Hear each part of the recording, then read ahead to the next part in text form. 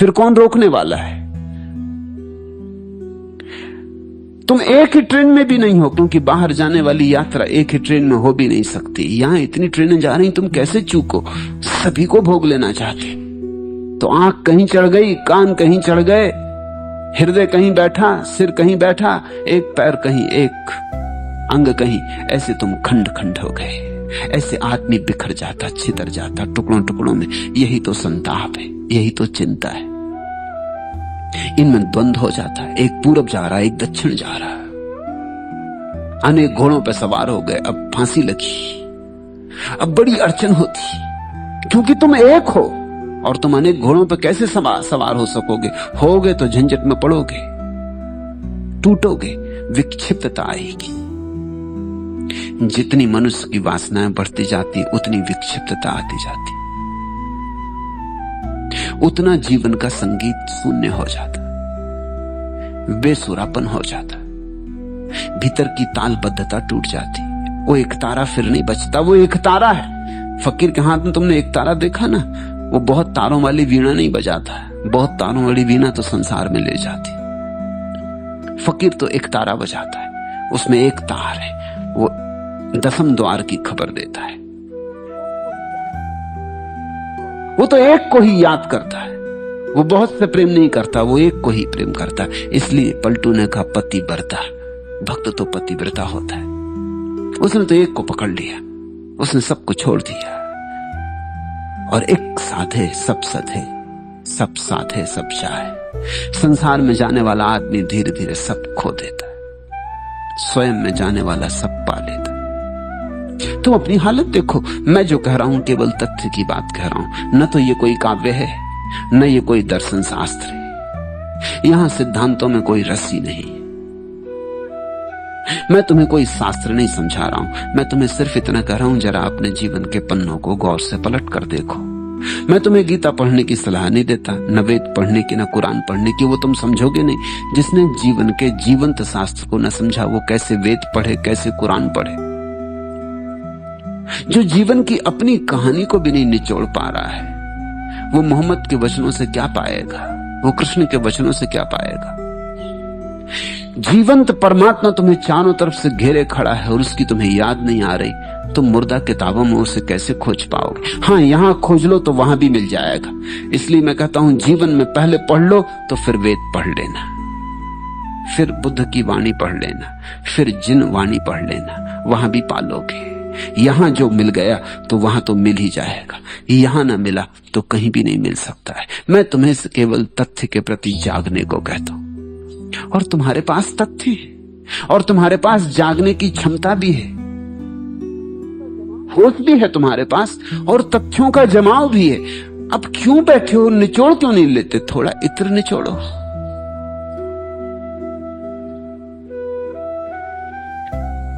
इसलिए कोई रुकावट नहीं, फिर भी करोड़ों में कोई एक आध इस धन का धनी हो पाता है। होना चाहिए सभी को, होने के हकदार हैं सभी, सभी की मालकियत है, ये जन्म सिद्ध अधिकार है। नहीं नहीं, ठीक होगा कहना स्वरूप सिद्ध अधिकार है, सबका अधिकार है, ये सबकी मालकियत। फिर भी तुम्हारी मर्जी। तुम इतने मालिक हो कि गुलाम बने रहना चाहो तो बने रह सकते हो। तुम इतने स्वतंत्र हो कि तुम गुलाम रहने को भी स्वतंत्र हो। तुम्हारी स्वतंत्रता असीम है, तुम्हारी स्वतंत्रता पूर्ण है। तुम चाहो तो भटकने के लिए भी स्वतंत्र हो, ये तुम्हारे हाथ में है। जब तक तुम भटकना चाहो भटकते रहोगे। जिस दिन तुम तय करोगे लौट चलना है, लौट आओगे।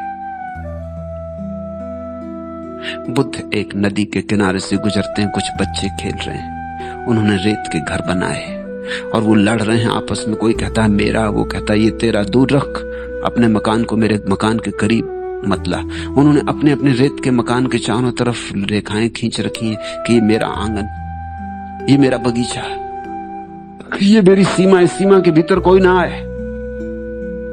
उन्होंने अपने अपने नाम लिख रखे हैं अपनी अपनी सीमा के सामने, अपनी अपनी तख्तियां लगा रखी। और फिर भी बच्चे तो हैं, कभी भूल से किसी का पैर किसी के मकान में लग गया और रेत के मकान है वो गिर जाते, वो गिर गए तो मारपीट हो जाती। एक बच्चे का पैर किसी के मकान पर पड़ गया तो उसने बच्चा उसकी छाती पे चढ़ बैठा और उसने बाकी को भी कहा कि भाइयों तुम भी आओ और इसको दुरुस्त करो, इसको राह पर लगाओ। बाकी भी आ गए। न्याय का सवाल है, दूसरे के मकान पर कब्जा कर लिया, दूसरे का मकान गिरा दिया, और उनको भी तो अपने मकान बचाने, ऐसे आदमी के खिलाफ उनको भी लड़ना ही पड़ेगा। उन सब ने मिलकर उसकी खूब मरम्मत की। यही तो हम करते।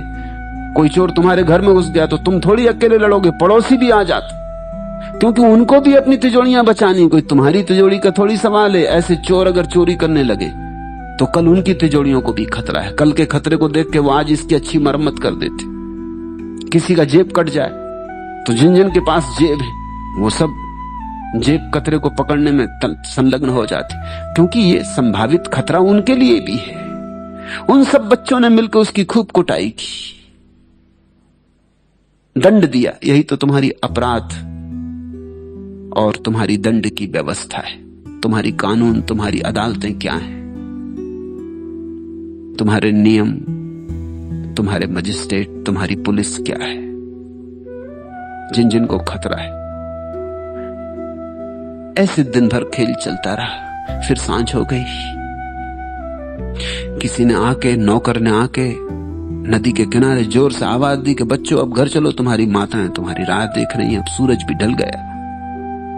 बच्चों ने देखा कि हाँ सूरज ढल गया। वो तो खेल में तल्लीन हो गए थे, भूल ही गए थे कि दिन अब जा चुका, अब घर लौटने का वक्त आ गया। और तब क्या हुआ पता? बुद्ध खड़े देख रहे थे, वो देखते रहे। ऐसे जीवन को देखना चाहिए, सब अंगों में, सब दृष्टियों से, हर अनुभव से कुछ मिलता है। बुद्ध खड़े देखते रहे, वो चुपचाप सुनते रहे क्या हो रहा। वो बच्चे जो लड़ते थे एक दूसरे से, कहते थे मेरा तेरा, अपने अपने मकान की रक्षा करते थे, जिन्होंने एक बच्चे की कुटाई कर दी थी, वो खुद ही अपने मकानों पर कूदने लगे और उन्होंने अपने मकान खुद ही गिरा दिए और खूब हुल्लड़ मचा और सब रेत उन्होंने साफ कर दी। सब मकान पुछ गए, सब दीवारें गिर गईं, सब सीमाएं असीम में खोके एक हो गई। वो सब बच्चे घर की तरफ भागे। मां की याद आ गई, अब घर जाना है, सांझ हो गई। ठीक बुद्ध ने दूसरे दिन अपने भिक्षुओं से कहा, ऐसा ही संसार है, रेत के घर, मेरा तेरा, बड़ी लड़ाई, बड़ी कलह, बड़ी द्वेष, बड़ी ईर्षा, बड़े संघर्ष, युद्ध, अदालतें, हत्याएं। और फिर एक दिन सांझ हो जाती, सूरज ढल जाता, मौत आ जाती और घर से खबर आती, फिर जाना पड़ता, सब यहीं पड़ा रह जाता। रेत के घर रेत में ही पड़े रह जाते। रेत के घर रेत के हैं, तुम्हारे कैसे? रेत में खींची गई रेखाएं कहीं खिंचती, हवा के झोंके आएंगे और रेखाएं पुछ जाएंगी। कितने लोग यहां जमीन पर रहे और कितने लोगों ने यही खेल खेला जो तुम खेल रहे हो। इन्हीं मकानों में खेला, इन्हीं दुकानों में खेला, इन्हीं बाजारों में, इन्हीं पद प्रतिष्ठानों में। कितने लोग, कभी सोचोगे? करोड़ों करोड़ों, अरबों अरबों लोग सब जा चुके, उनकी सांझ आ गई, चले गए। तुम्हारी सांझ भी जल्दी ही आती होगी। अजहूं चेत गंवार, अब भी चेतो। जो सांझ आने के पहले चेत जाए वो समझदार। जो मौत के आने पे चेते वो तो बहुत देर हो गई, उसको फिर जन्म लेना पड़ेगा। जन्म में ही चेते तो फिर जन्म नहीं लेना पड़ता। मरते वक्त अगर चेते भी और ये ख्याल भी आए कि अरे मैं बेकार मेहनत करता रहा, अदालत मुकदमा, ये वो झगड़ा, जहां सा कुछ सार नहीं, सब पड़ा रह जाएगा। ये सब पड़ा रहा जा रहा और मैं चला। मगर मरते वक्त चेते तो बहुत देर हो गई, बहुत देर हो गई, अब कुछ करने को ना बचा। अब कब ध्यान करोगे? कब करोगे पूजा अर्चन? कब करोगे प्रार्थना? अब तो जवान भी लड़खड़ा गई, आंखें भी मंदिम हो गई। भीतर की थोड़ी बहुत जो बुद्धि थी, ज्यादा तो थी नहीं, ज्यादा होती तो कभी के जाग गए होते। थोड़ी बहुत थी, ऐसी धुंधलाती धुंधलाती, धुआं धुआं भरी, वो भी और धुंधली हो गई। मौत की घबराहट देख के प्राणों में समा गई, रोआ रोआ कांप गया, बेहोश होने लगे। नए जन्म की तैयारी हो गई। जो बेहोश मरता है वो नया जन्म ले लेता है। जो होश से मर जाता है फिर उसका कोई जन्म नहीं।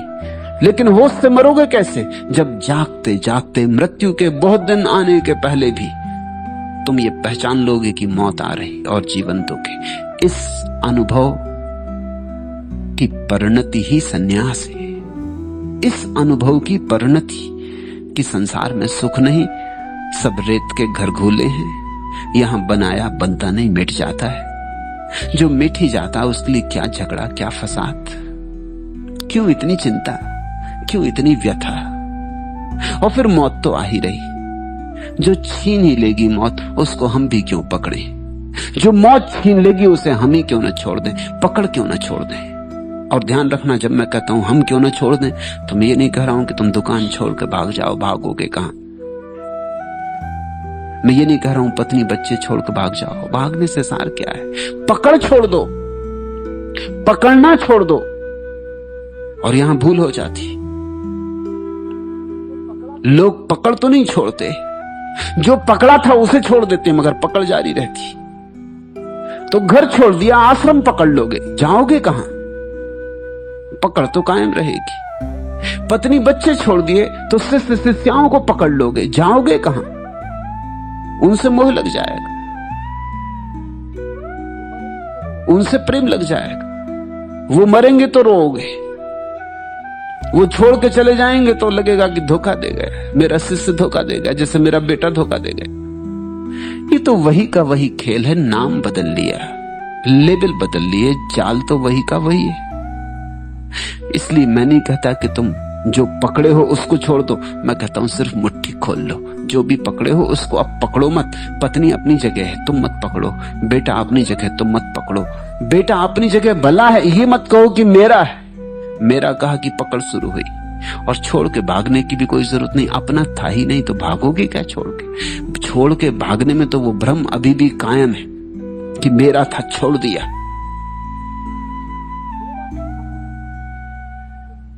मेरा था ही नहीं, कभी एक क्षण को भी मेरा नहीं था। छोड़ोगे कैसे, त्याग क्या करोगे।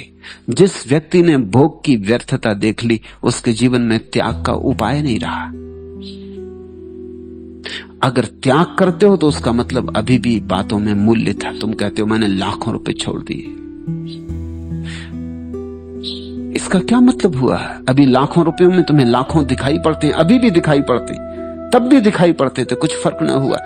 तब तुमने इस संसार की बैंकों में जमा कर रखे थे, अब तुमने परमात्मा की बैंक में परलोक में जमा कर रखे। अब तुम हिसाब लगा रहे हो कि जब पहुंचूंगा परमात्मा के सामने तो बता दूंगा पूरा खाता बही खोल के कि लाखों छोड़े थे, क्या मिलता इसके उत्तर में। सुना तो था तेरे पंडितों से कि यहाँ 1-2 वहां करोड़ गुना मिलता, अब कहां है। तुम हिसाब लगा रहे, तुम सौदा कर रहे, तुमने कुछ छोड़ा नहीं। छोड़ना होता ही नहीं, जागना होता है। तो फिर तुम भी करोड़ों में वह एक हो सकते हो, और सबके होने की क्षमता है। जो होना चाहे सो हो जाए, और देर क्यों करो, और खड़े खड़े क्यों देखते रहो। पलटू कहते हैं क्या खड़े खड़े देख रहे हो, तमाशबीन कब तक बने रहोगे। अनुभव लो, जागो। और क्या सारी बस्ती लूट लेगी तब तुम लूटोगे। क्या तुमने तय कर रखा सबसे आखिर में अपना नंबर लगाएंगे। किस कारण। जो अभी मिल सकता है उसे कल क्यों पाना, जो अभी मिल सकता है उसे कल के लिए क्यों छोड़ना। जो मिला ही हुआ है उस रस में क्यों न डूब जाओ, उस उत्सव में क्यों न तल्लीन हो जाओ। क्यों न उठने दो महोत्सव तुम्हारे जीवन से, क्यों न बहे रसधार। रसो वैसा, वह परमात्मा रस रूप है।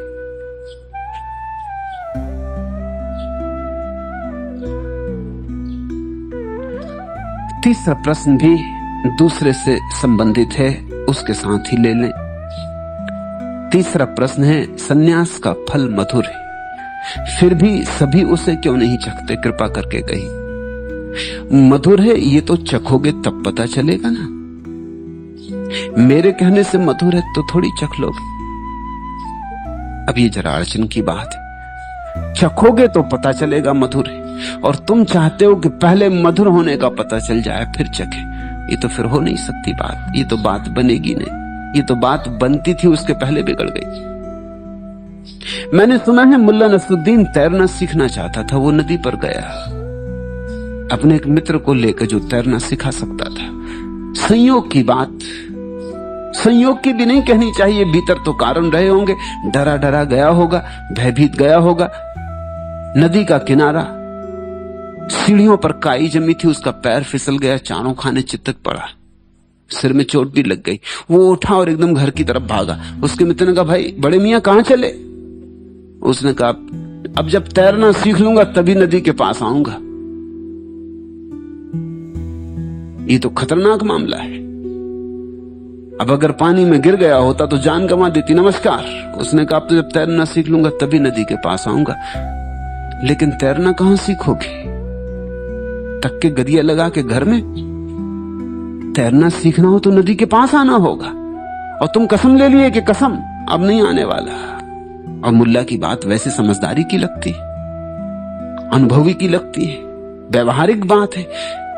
ये तो खतरनाक मामला है। जरा और चूके होते, पानी में पड़ गए होते तो आज मौत हो जाती। अब नदी से दूर ही रहूंगा, अब तो तैरना सीख लूंगा फिर आऊंगा। गणित की है, तर्क की है बात, शुद्ध तर्क है। लेकिन ये तो बात बनते बनते बिगड़ गई। ये तो शुरू से बिगड़ गई। ये तो कभी तैरना सीखेगा नहीं और कभी नदी के पास आएगा नहीं। तुम कहते हो सन्यास का फल मधुर है, फिर भी सभी उसे क्यों नहीं चखते? चखें तो पता चले। और तो कोई उपाय नहीं है। न चखोगे तो पता नहीं चलेगा, चख के ही तो पता चलता है। तो फिर क्या करें? लोगों की बुद्धियां बड़े तर्क से भरी हैं। वो कहते हैं पहले प्रमाण चाहिए कि ईश्वर है, तो फिर हम ईश्वर की तरफ चलेंगे। और ईश्वर की तरफ चलने से प्रमाण मिलता है कि है। अब ये बड़ी मुश्किल बात है। यही अबूझ पहेली है धर्म की। अनुभव करने से प्रमाण मिलता है और कोई प्रमाण नहीं। और चखने से स्वाद आता है और कोई उपाय नहीं। इसलिए जो हिम्मतवर है, जो कहते हैं कि ठीक है बहुत से बहुत यही होगा ना, कड़वा होगा तो थूक देंगे, ज्यादा से ज्यादा इतना ही होगा ना कि फल मीठा नहीं होगा, कड़वा होगा, तो जिंदगी में इतने कड़वे फल चखे एक और सही। कितने तो तुमने कड़वे फल चखे, अभी तक तुमने मीठा फल चखा कहां? कड़वे के तो तुम अभ्यासी हो। तो क्या घबराहट है? एक फल और सही, कड़वा ही निकल सकता है, चख तो लो। हालांकि जिनने चखा उन्होंने पाया कि मीठा है, मगर चख के पाया।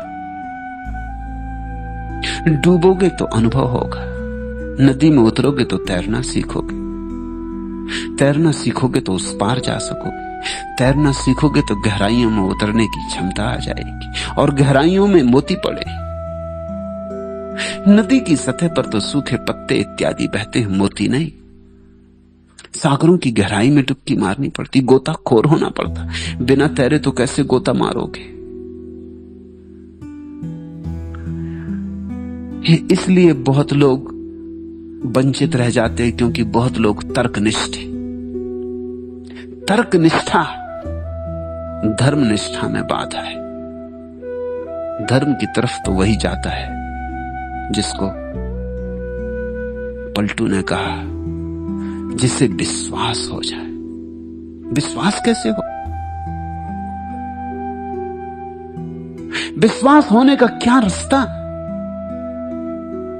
अब मैं तुमसे ये भी नहीं कह रहा हूं, पलटू भी नहीं कहते कि तुम जाके ऐसी नदी में कूद पड़ो। पलटू भी कहते हैं कि किसी को खोज लो जो तैरना जानता हो, उसका संग साथ बना लो, यारी बना लो, किसी यार को खोज लो। कोई तो तैरना जानता होगा, कोई तो तुमने तैरता हुआ देखा होगा, किसी को तो पानी पर उमंग से तिरता हुआ देखा होगा। जिसको तुमने तैरता देखा हो, जिसको तुमने देखा हो पानी में खेलता है और जरा भी डूबता नहीं, उससे दोस्ती कर लो, उसके साथ संग साथ बना लो। इसको ही सद्गुरु की खोज कहते। इसलिए पलटू कहते हैं, नाव भी मिल जाए तो क्या करोगे? केवट तो होना चाहिए, माझी कहां है? शास्त्र मिल जाए क्या करोगे? शास्ता होना चाहिए। हाथ पकड़ने वाला कहां है? शास्त्र को तुम पकड़ सकते हो, तुम तो खुद ही डूबने वाले हो, तुम्हारे साथ शास्त्र भी डूब जाएगा। कोई चाहिए जो तुम्हें पकड़ ले तो शायद बच सको, कोई जो स्वयं तैर सकता हो। तो तुम्हें बचा ले। और एक दफा थोड़े दिन साथ हो जाए, तैरने का अनुभव आ जाए। तैरना कुछ बड़ी कठिन बात नहीं। सच तो यह है, तैरने में हम कुछ सीखते थोड़ी हैं। तैरने में तो केवल सिर्फ आत्मविश्वास बढ़ता, और कुछ नहीं होता। सीखते हम कुछ भी नहीं। तैरना कोई सीखन सिखावन थोड़ी है। इसलिए तो एक मजे की बात है कि तैरना अगर तुम एक दफा सीख गए, फिर 50 साल ना तैरो तो भूल थोड़ी जाओगे। 50 साल अगर तुम भाषा जो सीख गए हो न बोलो तो भूल जाओगे। 50 साल तक कैसे याद रखोगे? सीखा हुआ भूल जाएगा, लेकिन तैरना नहीं भूलता। तो तैरना सीखने जैसा नहीं, कुछ बात भिन्न है।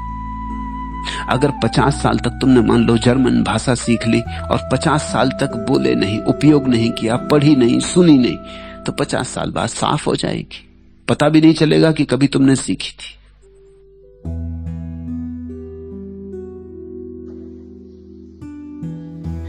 लेकिन तैरना 50 साल तुम तैरो ही मत। एक दफा तैरना सीख लिया, फिर नदी जाओ ही मत, सरोवर के पास जाओ ही मत। 50 साल के बाद भी पानी में उतरोगे, तैरोगे। फर्क है कुछ। ये बात स्मृति से संबंधित होती तो भूल गई होती। ये बात स्मृति से संबंधित नहीं। फर्क यह है कि तैरना तो हमें आता ही है, वो हमारा स्वभाव। फिर हम नदी में डरते क्यों? डरने का कारण है आत्मविश्वास की कमी। तैरना नहीं आता ऐसा नहीं। तैरने वाला क्या करता तुमने देखा? नए सिक्खड़ को नदी में ले जाओ, वो क्या करता? दोनों एक ही काम करते, दोनों हाथ पैर फड़फड़ाते। सिक्खड़ बेतरतीब से फड़फड़ाता और घबराता है और डरता है। सीखा हुआ भी हाथ पैर फड़फड़ाता है, व्यवस्था से फड़फड़ाता है, संगति से, और डरता नहीं, और निर्भय फड़फड़ाता है क्योंकि उसे भरोसा आ गया, वो जानता है। फिर जब तैरने में कोई बिल्कुल कुशल हो जाता तो हाथ पैर भी नहीं फड़फड़ाता, नदी पे ऐसे ही तैर जाता। तुमने एक चमत्कार देखा है? तैर जाता, जिंदा डूब जाते हैं, जरूर कुछ मामला है। मुर्दा डूबा हुआ ऊपर आ जाता, तैरने लगता है। मुर्दों को तरकीब मालूम है और जिंदों को तरकीब नहीं मालूम। मुर्दा ना तो हाथ पैर फड़फड़ाता, ना कुछ, सिर्फ तैर जाता। क्या बात होगी? मुर्दे को भय नहीं। अब मरी गए, अब भय क्या? अब मरी गए तो भय किसको? मुर्दा निर्भय है, जिंदा आदमी भयभीत है। भय डुबाता है, नदी नहीं डुबाती। इस बात को तुम ख्याल में रख लेना, गांठ बांध लेना हीरे की तरह। भय डुबाता है, नदी नहीं डुबाती। इसलिए जब तैरने में तुम कुशल हो जाते हो और भय मिट जाता है तो तुम मुर्दे की रहते हुए। असली तैराक हाथ पैर थोड़ी हिलाता है। असली तैराक तो ऐसे तिर जाता है। तिरने में और तैरने में यही फर्क है। तिरने का मतलब वो ऐसे ही पड़ जाता नदी पर, मजा लेने लगता है। धूप आ रही, धूप स्नान ले लेता, नदी में पड़ा पड़ा, हाथ पैर भी नहीं हिलाता, डूबता भी नहीं। फर्क क्या हो गया? अब भरोसा आ गया। सारी बात श्रद्धा की, अपने पे श्रद्धा आ जाए। अभी तुम्हें अपने पे श्रद्धा नहीं, इसलिए किसी ऐसे आदमी का हाथ पकड़ लो जिसे अपने पे श्रद्धा हो, जिसके पास तुम्हें एक बात समझ में आती हो कि इस आदमी को अपने पे भरोसा है। जिस आदमी को अपने पे भरोसा हो, जिस आदमी को जरा भी संदेह की रूपरेखा ना हो, जिस आदमी को अब जरा भी डिगमिगी ना हो, पलटू कहते हैं डिगमिगी मिट गई हो, जो अब स्थिर होकर बैठ गया हो, उसका हाथ पकड़ लो। सन्यास का और क्या अर्थ है? सन्यास का इतना ही अर्थ है, किसी का हाथ पकड़ लो, दीक्षा ले लो, शिष्यत्व स्वीकार करो। किसी का जो तैरना जानता हो, जो तिरता हो पानी में बिना हाथ पैर तड़फड़ाए। जल्दी ही तुम भी योग्य हो जाओ। और योग्यता कुछ खास नहीं है, योग्यता इतनी ही है कि तुमको भी डूबने से बचा जा सकता है। एक बात, फिर धीरे धीरे दूसरी बात पता चलेगी कि हाथ पैर भी तड़फड़ाने की जरूरत नहीं है, बचना स्वाभाविक है। पानी तो मुर्दे को तैरा देता, तो मैं तो जिंदा हूं, मुझे क्यों ना तैराएगा? तुम रुक के पड़ जाते। जब एक दफा रुक के पड़ जाते और नहीं डूबते, बस एक दफा अनुभव की किरण उतर गई कि नहीं डूबता, डूबना होता ही नहीं। भय गया, भय सदा को गया। सतगुरु के संग साथ में भय मिट जाता है। सतगुरु भगवान थोड़ी दे सकता है तुम्हें, सिर्फ भय मिटा सकता है। और भय मिट गया तो भगवान मिल गया। और अभी तो तुम्हारा जो भगवान है केवल तुम्हारा भय। बड़ी उल्टी बात है। अभी तुम मंदिर मस्जिद जाते हो वो भय के कारण जाते हो। अभी तो तुम्हारा मिले, निर्भय को भगवान मिलता। तो सारी बात भगवान पाने की नहीं है, सारी बात कैसे निर्भय हो जाए। किसी निर्भीक के पास बैठो, सत्संग करो, उसकी निर्भय की किरणें तुम्हें भी आंदोलित करें, उसकी तरंगें तुम्हें भी छुएं और धीरे धीरे तुम भी निर्भय हो जाओ। संगति के परिणाम होते। कायरों के साथ रहोगे कायर हो जाओगे, वीरों के साथ रहोगे वीर हो जाओगे, जैसों के साथ रहोगे धीरे धीरे वैसे हो जाओ। संग साथ परिणाम लाता है। अगर परमात्मा की तलाश है, अगर आत्मधन की तलाश है, तो उनका साथ करो जिनको मिल गया हो। उस आदमी से सावधान रहना जिससे तुम कहो कि मुझे तैरना सीखना, और वो पोथी खोल के बैठ जाए और कहे कि देख मुझे सब पता है कि तैरने में क्या क्या होता है, ये लिखा है मेरी किताब में, सब लिखा है, ये रही संहिता, इसमें सब लिखा हुआ है और मैं तुझे सब समझा देता हूं कि तैरना कैसा होता। नहीं, जो आदमी तुम्हें नदी के तट पर ले जाने को तैयार हो, तुम पूछो तैरना कैसा, वो कहे आओ। तुम पूछो ध्यान कैसा, वो कहे आओ। तुम पूछो भक्ति कैसी, वो कहे आओ और डुबकी लो, बता देता हूं। जिसका इंगित यथार्थ की तरफ हो।